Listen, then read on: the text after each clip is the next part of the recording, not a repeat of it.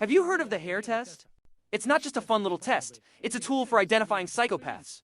It was developed by Canadian psychologist Robert Hare in the 1980s, and its full name is PCL-R. It is a 20-point questionnaire that is evaluated by experts. Each point is scored from 0 to 2. So with a maximum of 40 points, a score above 30 indicates severe psychopathy. The purpose of the test is to identify those who are charming on the outside, but cold monsters on the inside. I bet you can think of some people you know who you would like to suggest this test to.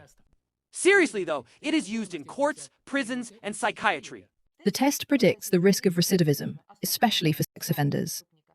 The test saves future victims because they simply do not become victims. It is a kind of X-ray of the soul, revealing what lies behind the mask. Do you remember the Czech anti-cultist Jakub Jahl, whom I often talk about on my channel?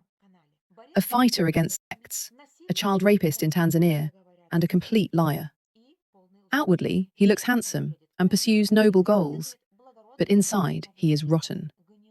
Guess how many points he will score? It is a pity that, without an open case, we cannot force him to take the test. For some reason, Czech law enforcement agencies are in no hurry to open a case against him for crimes in Tanzania, although, according to the Lanzarote Convention, they are obliged to do so. Nevertheless, we can ask artificial intelligence to evaluate Jahl. According to its estimates, his total score is 32 out of 40, which indicates severe psychopathy. But this is hypothetical, as the data is taken only from publicly available information. Well, he received these scores for the following qualities and actions: sexual and physical abuse of minors, financial fraud, psychological profile and signs of psychopathy, manipulation and planning. Oh yes, I just remembered that we need to test a certain activist from Ukraine who supports Jahl, protects society from sects, and massively poisons dogs. But more on that in other posts.